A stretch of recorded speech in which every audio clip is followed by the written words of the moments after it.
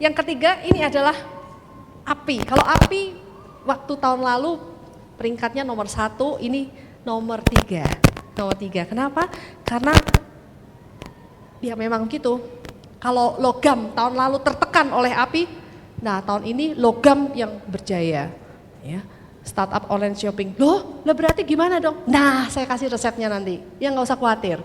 Nah, ini kenapa buat Anda yang di peringkat 4, 5 atau 6, 6 nggak ada ya, 4 atau 5 bisnisnya nggak usah khawatir. Nah, saham itu ada 2 elemen tadi ya, logam juga dan ini api. Bursa Saham Indonesia mencatatkan berbagai rekor baru di 2017. Dalam penutupan perdagangan sebelum libur panjang Natal akhir pekan lalu, baik IHSG maupun nilai kapitalisasi menembus rekor tertinggi baru. Yang keempat, kayu mewakili apa? Edukasi, pengajaran, pendidikan. 2 tahun ini kayu boleh dikatakan tidak bagus. Pengajaran kurikulum kacau. Ya, siapapun yang jadi menterinya, aduh kasihan gitu. Kenapa? Karena memang musimnya, seperti itu. Ya, jadi 2 tahun ini penggodokan proses kurikulum, termasuk pemangkasan biaya-biaya yang menyangkut pendidikan di dinas. Yang menyiapkan SDM yang siap kerja, siap berusaha, yang melink and match-kan antara pendidikan dan industri nanti berada di wilayah Mas Nadiem. Untuk Indonesia, nah ini di 2017, teman-teman silakan kalau mau nih.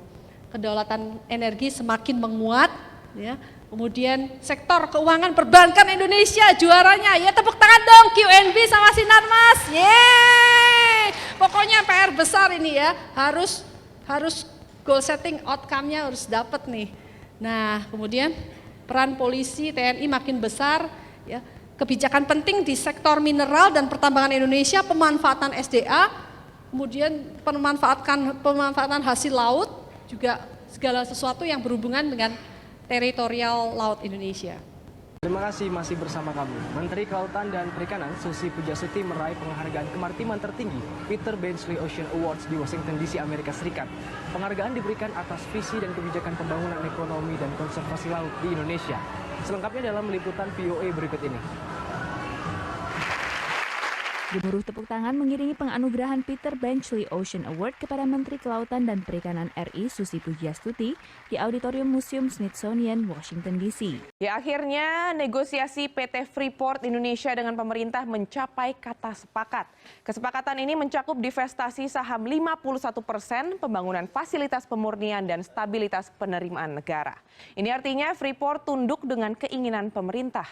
Kapolri Jenderal Tito Karnavian mewakili Indonesia di forum diskusi panel PBB di New York Senin waktu setempat. Pertemuan ini membahas isu penanggulangan teror dan radikalisme. Nah, kita memiliki pengalaman banyak ya, menghadapi jemaah Islamiyah yang merupakan satu-satunya kelompok teroris yang memiliki jangkauan Asia Tenggara. Dan kita berhasil menekan mereka. Meskipun masih ada beberapa aksi teror, tapi secara umum jauh berkurang dibanding dulu. Tito Karnavian menyebut penyelesaian konflik di Poso dan Aceh adalah contoh keberhasilan Indonesia meredam gerakan radikal.